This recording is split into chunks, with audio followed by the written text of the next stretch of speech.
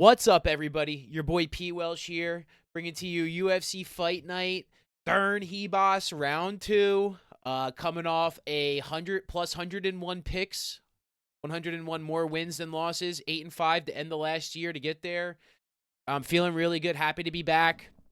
Exciting fight night card leading into the Mahashev, Saruki, and big bouts. We're starting here in a lightweight division.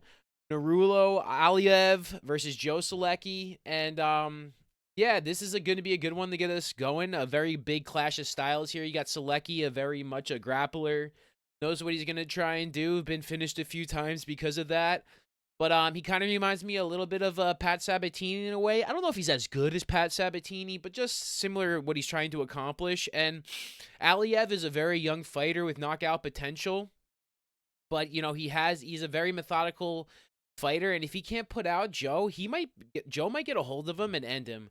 Now, I'm picking Aliyev because he's a big favorite, and I expect his stand-up game to negate whatever Selecki can do. But I mean, I swear, Selecki can get in there, and he can end this very quickly before 1 minute into the video too.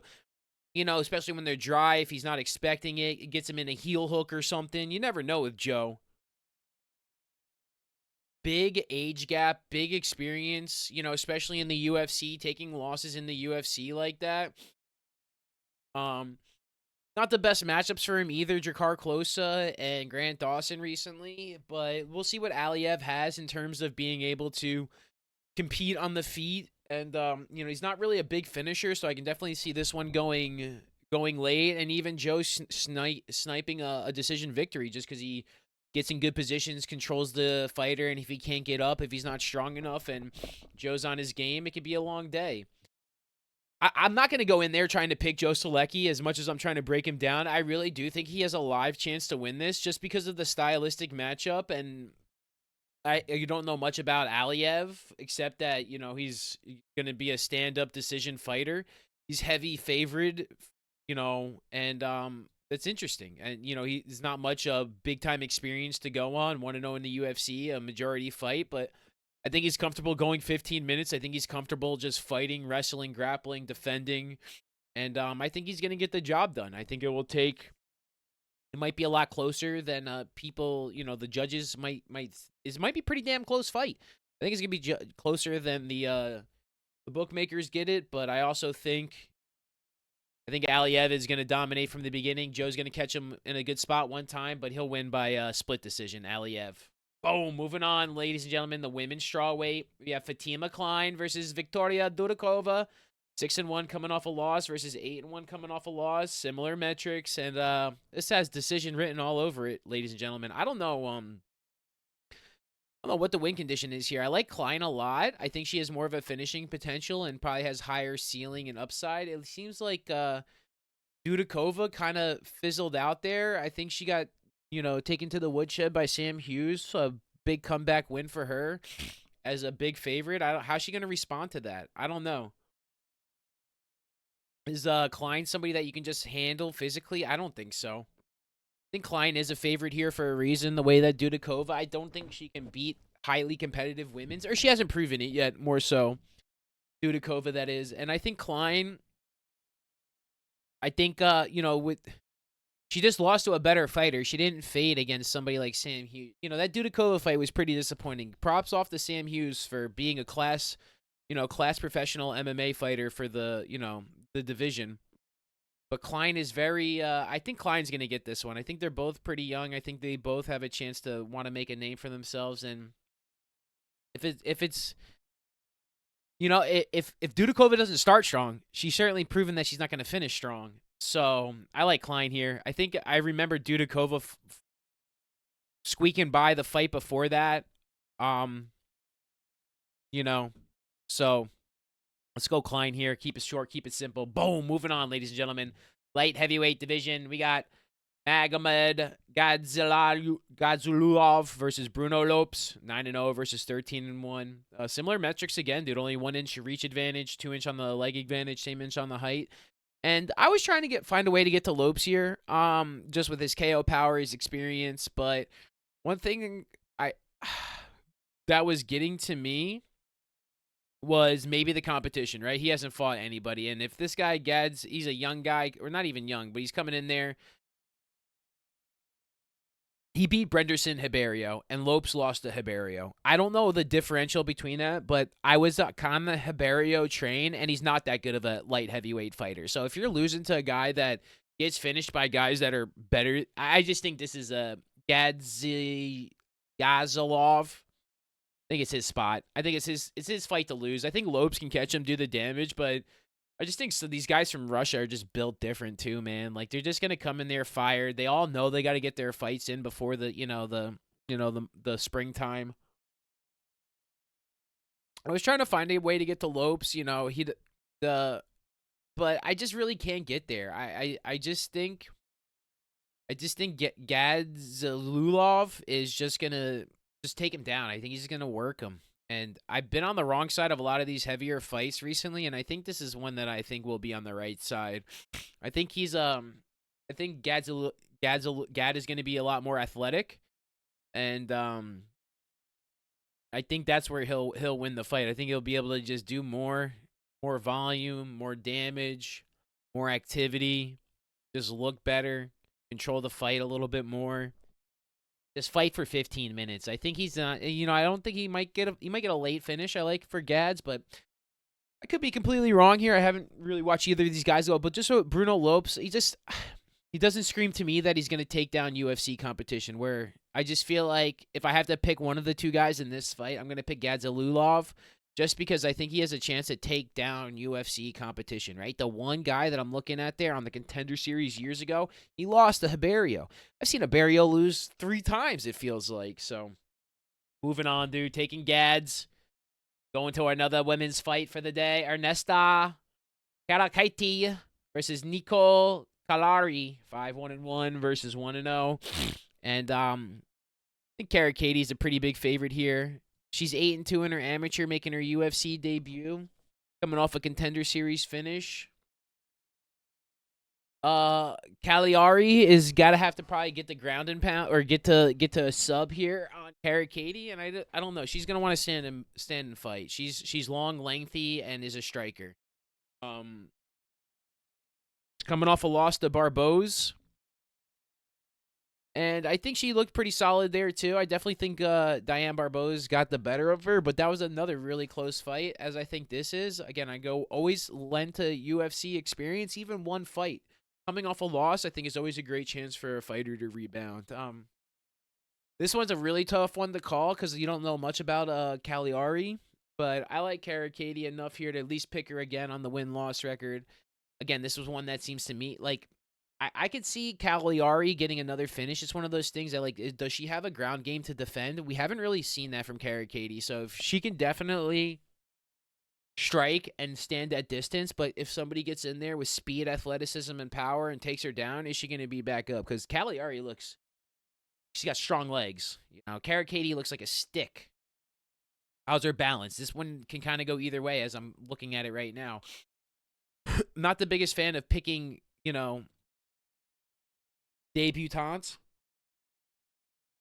But the guy's got Cagliari going there too, so maybe that is a kind of a lean there. I think she could have from the Contender Series. I mean, Karakati hasn't shown us really much.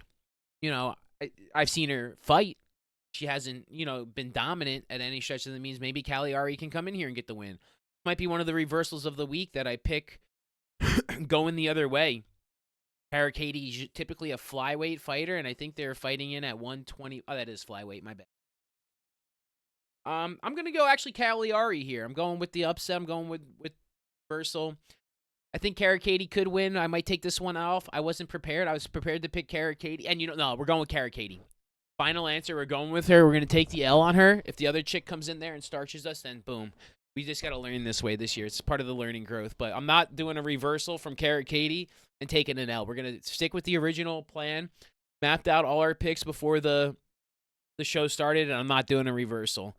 I think this is going to be a very chalky card. I think there will be 2 to 3 upsets. I don't know how substantial they will be, but I don't think they could start here very well, right? They could very well start here. Could end up getting to 4 upsets. Plus 240 is where I kind of think these where it would tap out. I like some of the closer fights that are not pick'ems, but we'll go over some of those fighters there. But this one could go either way. I think it's way more 50-50 than what the odds say. And that being said, Cagliari is live for the pick there. But I'm gonna pick Katie just to stick with the gut, take the loss if as on the record if we need to, and don't pick somebody because other people are picking her. Right? Pick who you picked. That's Katie. Boom. Moving on. Ladies and gentlemen, Preston Parsons, 11-5, coming off a loss versus Jacoby Smith, 9-0, making his UFC debut. And I think this is a Smith spot, dude. Smith seems like he's got some knockout power. Preston Parsons has been knocked out. What's the speed, athleticism? There's no way I can pick Preston Parsons here, right? Like I got to go with Jacoby Smith. What I've seen in his breakdown, fast finishes, powerful welterweight. This is the killer be killed division. I think I got the welterweight breakdown coming out also around the time of this video, and there's guys they ascend, they knock people out like Prates, 4 KOs. I think Jacoby Smith could set himself up with an exciting year or something like that. I think there's a lot of ripe fruit in the welterweight division that can be pummeled, and I think this is one of those situations that we see Jacoby Smith come in here and make an exciting debut. There's a reason that guys make their debuts, and there's reasons why I'm hesitant picking guys making their debuts. And Preston Parsons has been knocked out twice, losing record in the UFC. They know what they're doing. Lost to Oban Elliott, and by decision. You know, Oban's still getting his feet wet, doing a little bit better, right? But yeah, I mean, I think he's going to get finished here by Jacoby Smith, and we're going to see somebody like, you know, fighting so many unanimous decisions, getting knocked out yourself. It's just like this is Jacoby Smith, man. Could be early knockout. He's got first round knockout all over him. I guess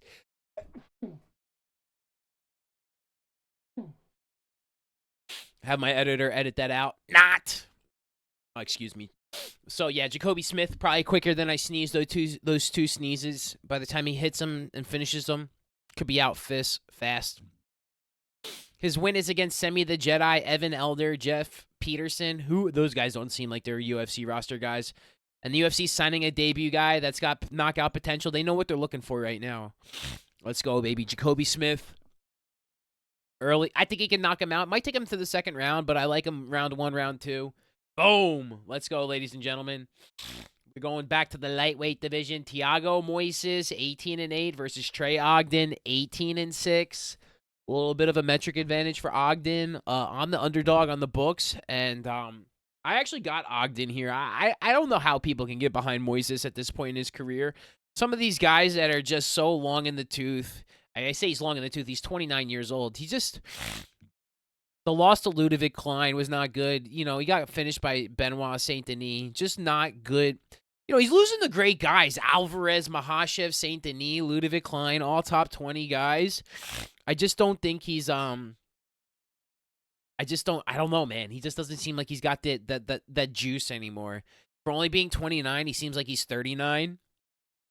And I like Trey Ogden here. I feel like Trey Ogden doesn't really lose many mistake fights. Like, you know, if he's going to lose, it's probably going to be on the scorecard. I'm not sure if Moises is going to take him there on the scorecard. I think Ogden will do a lot of volume and have a lot of strength and good positions where Moises will want to, take him. I got Trey Ogden on an upset here, honestly. I'm just not backing Moises. Is Trey going to get subbed? Maybe. Maybe he gets hit with a ghillie or something as he's trying to, posture on some positions, but he's also got a lot of good fight time in there, against a couple wins. He beat Zale Huber. He fought Bahamundes to the decision. I like Ogden here. I think he's starting to peak, and this is definitely one where I can get wrong against Moises. Big superior, 6 years difference, but Moises 7-6 in the UFC is not doing it for me, man. He looks like he's ripe for another loss, dude, against a guy that wants to stand, bang, and can contest, dude. This is not a great, I don't know, man. This is a big matchup for Moises. Doesn't beat anybody, bro. He hasn't. He hasn't in years. Bobby Green, Alexander the Great. That's 3-4 years ago now. I got Trey Ogden, ladies and gents. I don't know. I'm not feeling Moises. I think this is one of the upsets that I don't think the books have entirely right. This is the one that I'm going out on the limb here. I'm not backing Moises, man. I don't have it in me.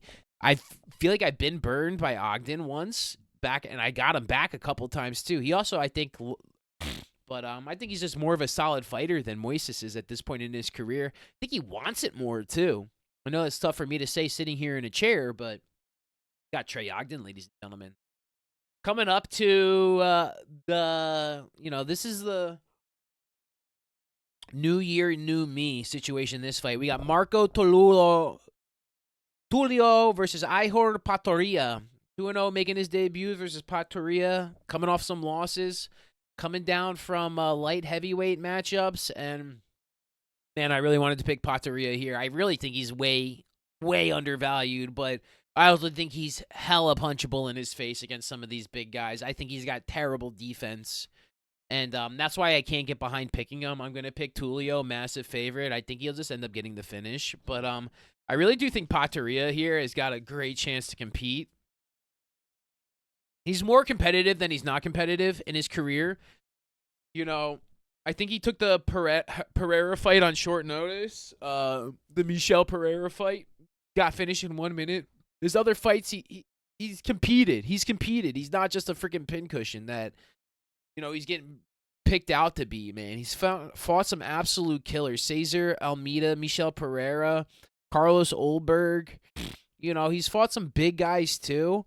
I mean, Tulio looks like a big guy too. And I think he's gonna get the finish. I think that KO power is just where Patoria is. He's just got some guys just can't get hit, right? They can fight, they just can't get hit. And I think Patoria is one of those guys. And I think he's taken a lot of damage to get to this point. Maybe if this fight was 2 years ago. But Tulio is not here 2 years ago. I wanted to pick Patoria here, and I do think he's live for a win on the cards by decision. I'm gonna pick Tulio for the video officially. Tulio. Just because I think Patoria, if he does give up, he could just fold, right? Kind of like Mikel Olsoneic or something like that. Just like they just don't like to take damage. Like I think guys like to fight. I think guys like to train. I don't think guys like to get hit. And it's not a good thing to want to get hit. But yeah, I think I'm gonna take Tulio here. Not going to go on the upset train quite yet. We did Trey Ogden. I'm not going to go back-to-back. I want to say I could probably spit out 25 losses where I picked plus 400 dogs last year. I'm going to try and stay away from that a little bit on the official picks video. If we lose on the plus 400 dog, that's fine. This is not bets, right? These are just picks. So instead of trying to be creative and find a way for the big favorite to get upset, which happens, but don't go chasing those. For me, at least picking this. So that's why I'm going Tulio here. Like I said, I think Patoria can make it competitive. I think he can get it to the scorecard. I think he can win a round. I can get it into dangerous positions. I also think he can wilt at the end of the fight I think he can take a round 3 KO. I think depending on how it looks, how much damage is taken, Patoria has taken a lot of damage in his career. Go Tulio. Moving on. Got a flyweight bout here. Jose, 6'9", Johnson, 16-9. He's very tall though. Versus Philippe Boons, 13-7 at 5'6". I don't know what's gonna happen here. This is again the same as the one that Jose Johnson fought Almabayev last. The wrestler kind of got taken, couldn't really compete, couldn't get up. Is Bunes that much the same? I don't think Bunes is nowhere near as good as Almabayev. He's already 35 on the tail end of his career. One loss in the UFC to somebody that punches. Is he going to get punched out again against a guy that has a way better punching advantage? Possibly. Now, a Van Johnson fight, I still think Van wins, right? But if Johnson Bunes, is he going to... Last year, man. He didn't fight since last year getting ground and pound by Josh Van in his debut. Is he going to come back stronger? I don't know, man. I don't know, dude. I don't know. I kind of like I think I'm going to have to pick Jose Johnson here. This is one that I can't remember if I actually picked Bunes here, but I don't want to pick Bunes here just because I'm not too sold even on... I like his win condition, the submission. Like, I could definitely see him getting into a choke, but is his wrestling going to be there to get into that position? I don't know, man. I'm going to probably lean and pick Jose Johnson. Very low on the confidence meter because Johnson is huge cutting to 125, but I think that freaking 6-inch advantage, I think he'll do better this time than. I think Almabayev, it's like the levels, right? Like Almabayev is high level, bro. Maybe the highest, behind Pantoja. Where's this guy Bunes, dude? Getting finished by Van last year, not fighting again, being 35 years old against Johnson. I got Johnson here. You just got to talk yourself into the condition, into the win condition. It's not like Bunes has a lot of UFC. It's not like he has a lot of winning under his resume. He's a freaking 13-7 fighter. So I think this is one where we're gonna have to see Johnson do well here, because just I don't know, man. I just can't pick Bunes, dude. I'm not gonna go pick this guy that's been knocked out and is one facing another striker. I thought he did all right against Almabayev, to be honest. I thought he did better than I thought he was going to do. He didn't look good. He lost majority decision, unanimous, I mean. But I like let's go Johnson here, ladies and gentlemen, and move on to some of my more confident picks here. I like two of the big confidence picks, starting with this fight. We got Puna Soriano versus Urus Medic. Soriano 10-4 coming off a win versus Medic 10-2 coming off a win. Both guys got knockout power. I can see this fight not going to the second round. I'm a big Medic fan. I think he's got great upside potential. He lost to Orably and Jalen Turner, but I think he moved up from the 155 Turner from a long time ago. I think Medic is a welterweight contender that is going to rise up the rankings again in my videos. I like Soriano, and I like him. I just don't think he's... Dude, I just think like I said, there's levels to this, and I think Soriano can definitely finish Medic, and he can finish a lot of guys in this division. I just don't know if he has the gas tank, the technique, and the skill to beat somebody like Medic. When you lose to Kopolov, when you lose to Stoltzfus, when you lose to Brendan Allen, those guys are all top-tier middleweights, and so is Medic. This is probably the lock of the week if I had to put, like, one lock of the week. I'm going to try. I didn't get my graphics done for the lock of the week early, but I will. This is my lock of the week. This is the Medic over Soriano. Not the best odds. I think Soriano is live to knock out Medic. I think the best bet would be for this fight not to go the distance, but then again, I always hate having guys to get finished, because last year's 50% clip of like the UFC fights not getting finished. I think Medic could also realize this guy's tough as nails. It's tough to finish the Hawaiians, bro. The Polynesian guys, they got strong chins, dude. So I could definitely see this one going the distance, but Medic with a comfortable unanimous decision win. Soriano, I mean, one knockout loss, one knockout win, 4-4 UFC record. I just think Medic he's top tier, bro. He's ranked material, and this is one to get him in there. 8-0, 8 KOs, some finishes. Never seen the card himself. So I like Medic a lot here in my lock of the week. We're locking it in, the lock of the week. Lock it up, ladies and gentlemen. Boom, moving on. Ladies and gentlemen, we got the featherweight battle here. Christian Rodriguez versus Austin Bashi. 11-2 coming off a loss against Julian Erosa. Austin making his debut here. And boy, oh boy, this is... I haven't watched Austin fight. I didn't watch the Contender Series. I don't know what he's got going on, bro, but how are you that big of a favorite against Christian Rodriguez? I know he got caught in his last fight, but I mean, Rodriguez was a minus 300 favorite to a plus 300 dog after one chokeout loss. And if you watch the fight, he got caught at the end of the round in a bad spot against a fighter who's like 6 foot Julian Erosa. I like Rodriguez here. This is one of my big upsets that I have going on for the week. I'm trying to see. It was Ogden, and I'm picking Rodriguez here, dude. Rodriguez is no slouch in terms of competition. I think he feasts off of guys that are not better than him, right? I mean, he beat Chiwiwis, dude. Let's not forget that. He beat a lot of young potential guys. I think this is where he feasts and eats up. I got C-Rod here. I probably calling him that is gonna lose the fight. Any D rods, P rods, C rods, all in the UFC lose. Probably get choked out now, and I think that's why the line is what it is. But I think Rodriguez is very professional trainer. Like, he trains very professionally. He puts in a lot of good time in the octagon and isn't afraid of anybody. He's a young guy himself, not terribly old, only 27 years old. Against somebody making his debut like this in this fashion, I mean, Austin could come in here and be the freaking the freaking new wave of, featherweight. But this is when I was doing my breakdown video. I'll list all the breakdowns in the description. We'll start doing that for like the first half of the year so people can maybe check them out too. But you have to be able to strike. What's Austin's striking like? I know Christian can hold his own on his feet, if not win on his feet. Then I know his defense is strong. He was, again. If is it wrestling that is his thing, right? Like, I mean, we got Raul Rosas as the best wrestler. Maybe not as much experience, and he stopped him. I think it was a height matchup, and he got caught in a bad position because at featherweight, you don't really train with too many 6-foot-plus opponents. And those big, tall, lengthy guys cutting down 6 foot, you don't really get the...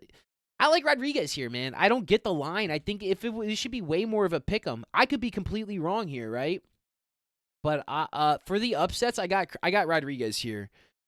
I think my upsets, I feel very confident with the 3 upsets of Ogden, right? I got Ogden, Rodriguez,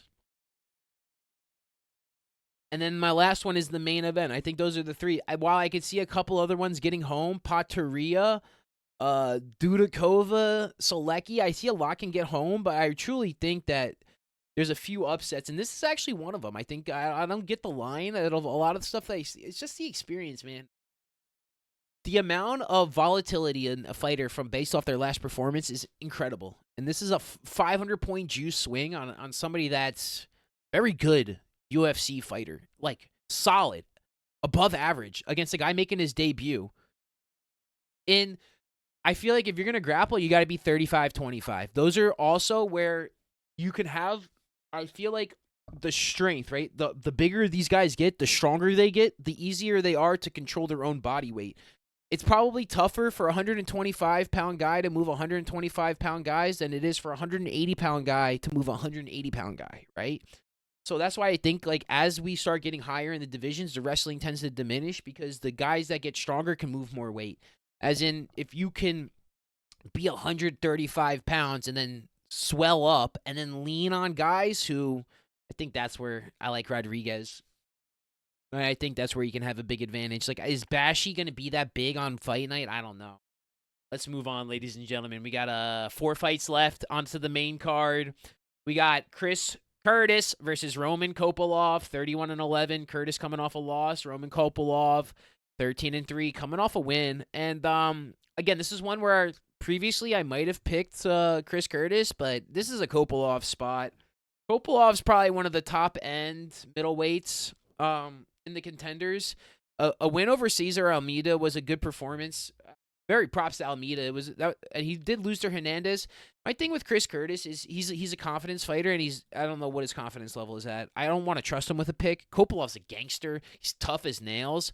I know Fluffy ran through him, but that's not nothing that Fluffy don't do to everybody. He ran through Michel Pereira, dude. So, I got Kopylov here. I think he beats him up. He probably gets a finish at some point. I really worry about Curtis. I'm worried about him physically, mentally, spiritually. I don't think he's a guy that trains against better people, so I think he beats up worse guys, smaller guys.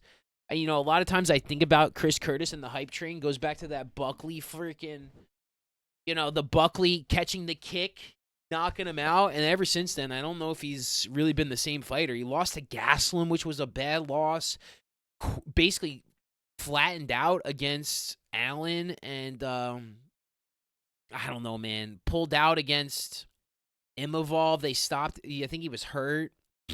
I just hasn't been on. I'm not a Kopylov here. Kopylov was going to be my lock of the week.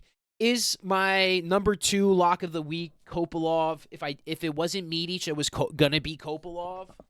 I'm a big fan of him. I picked him to win against Fluffy. So, like, I feel like I've seen him at his lows, and a guy like Chris Curtis is not going to take out Kopolov. I just don't think Curtis could do the damage. I don't think he can wear him out. I think unless he's going to start wrestling him, I think that's the only way you can take Kopolov out. Let's go, baby. Ladies and gentlemen, guy who Kopolov beat in his last fight, Cesar Almeida versus Abdul Razak Al-Hassan. Almeida 6-1, coming off a win. Then Razak Al-Hassan, he was beating up Brundage and hit him in the back of the head. Now, I don't know why I was so high on Razak Al-Hassan. I just think his last 2 fights were very winnable. Against Cesar Almeida, I think he's hella losable. I think Almeida's is tough for this division, right? Especially when it's to get to the kill or be killed situation. Come back and beat Pateria recently, which was again a good showing for Pateria. I think the distance between those 3 are very. Pateria is definitely the lowest, and I think Cesar and Kopolov are very high. Almeida's definitely on. Again, I think I think Almeida's a great middleweight. I think he loses to guys like Pereira, but he could starch half the division with like it's nothing. I think this is one of those situations where we see Almeida freaking cruise. Probably get a knockout win, minus 300. Just don't have much faith in Razak Al-Hassan. I don't think he's the most disciplined fighter, and I think Almeida will walk him down, do the damage, and look really strong. Another high confidence pick. The reason I didn't consider it is because of, I don't know Razak Al-Hassan, and I don't necessarily trust him to lose that well. Because he has looked okay in his last matchups, and maybe that's like, I don't know. You never know when fighters change. But I like Cesar Almeida here. I think he was ripe to even beat Kopolov. A rematch would be spicy one day for big-time title eliminator potentially, but Cesar Almeida taking down Razak Al-Hassan in a closer fight than I think the books have it. But I think Almeida will put in the work. He puts in work, man. Moving on to the co-main event, we got our boys Santiago Ponzinibbio, 30-8 versus Charleston Harris, 19-6. Both gentlemen coming off a loss, and I don't really know how to feel this way. How can you pick Ponzinibbio, bro? The one time I didn't pick Ponzinibbio, he actually won. I think he beat like Drew Dober. So that being said, I'm not picking Ponzinibbio now. Oh, he beat Morono. That's what it was. He beat Morono. I'm not picking Ponzinibbio, bro. He can just lose in the 3rd round, get caught. That's how Charleston Harris wins. He'll probably lose the first 2 rounds and then catch him in a sub. That's how we beat my guy Jeremiah Wells in a fight he shouldn't have been. Harris got knocked out in a million against Chaos. I don't think he likes the athletic young guys. This is a very close age battle. I like Harris here. I think he will get it done. I think he's just generally a better fighter at this point in his career. I mean, I just can't get behind Ponzinibbio either, though. You know what I mean? Like, Colin Slaklovov, he literally beat Morono, and Morono was winning that whole fight, and Morono you should go watch that video. You guys are actually watching. Morono gets clocked sideways, his jaw is sideways, knocked out on his feet in the 3rd round. And that put me off the Morono train for freaking 2 years, and I'm on Ponzinibbio, but now I'm officially off Ponzinibbio. I'm probably off Morono, too. We're on the Carlston Harris. I think he can get the sub. I think he can get the finish. Ponzinibbio's got a suit on. He talks more. I don't even know what he's doing anymore. He's 39. He's probably just under contract. I got Harris here. I got Harris unless Ponzinibbio misses weight. I think Harris is just alive to get a finish. Just hopefully show a little bit of heart at some point. I mean, I just can't get behind Ponzinibbio. I don't know. This one's tough. I don't like this matchup at all. I don't really like this fight that much. It's a tough one. It's 50-50. It's very even on the books. I don't, I just can't get behind Ponzinibbio, man. Like I said, he out of his last 5 fights, he's won 1 round. I can't get behind that. Charleston Harrison only has to win 1 round and finish the fight, and he wins. Let's do it. Main event, baby. Mackenzie Dern versus Amanda Ribas 2. 14-5. Dern coming off a win. 13-5. Ribas coming off a loss to Namajunas. Rose, that is. Dern coming off a win. A very nice win. It was a win against Lupi Godinez. After a couple losses, I picked Lupi in that fight, and we were really wrong. She showed a lot of heart. I believe it was a 5-rounder. It was a 5-round main event for Dern. And I think Ribas also fought in a. It was a 3-round. It was a 3-rounder. Unanimous. Very close fight, too. That was the Abu Dhabi fight card. Man, I wanted to pick. I was on Ribas initially, but this is where I think Dern is actually the better fighter in a 5-round main event against similar competition. I think this is where Mackenzie Dern shines. Dude, this one's tough, dude. Ribas, what Amanda Ribas is going to show up? I picked Ribas to beat Namajunas. That's why I'm not picking her to win tonight. It's just because she doesn't raise to the level of her competition, right? Luana, Macy Barber, like she loses to those tough fighters. I think Macy Barber is a lot like Mackenzie Dern in terms of physique, game, and what she could bring to the table.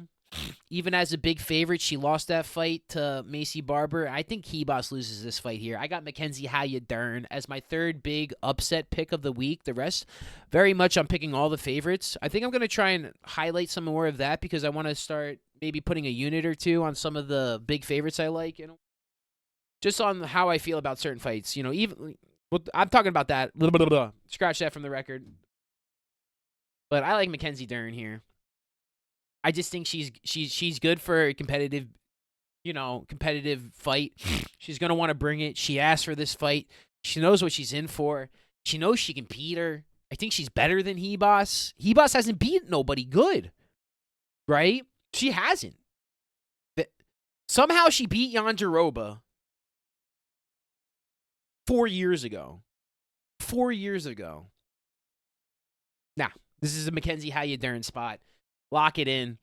One of my 3 ups. The 3 underdogs I like. There they are. I like Rodriguez, Dern, and Trey Ogden. Go through the rest of the list here. I like Aliev against Solecki, even though Solecki is definitely live for a sub early. We go Fatima Klein, Gadzalidov. We're going Karakady, no reversal. Jacoby Smith, Trey Ogden, Marco Tolulo, and Jose Johnson. Give me Uros Medic, lock of the week. Christian Rodriguez, big upset in debut. Kopolov, Almeida, Harris, Mackenzie Dern. Let's go for a great year. I want to do 200 wins above losses this year, so hopefully we can start off with a fire week. Thank you so much for everybody who's came back to the videos in 2025. I'm so looking forward to bringing them to you. We got Monster Card. I'm going to finish up the division previews. Like, comment, subscribe. Again, pick 100% picks correct in the comments. I'm going to send you $100. Thank you so much for listening. Take care of yourself. Take care of your friends and your family. Peace and love, everybody.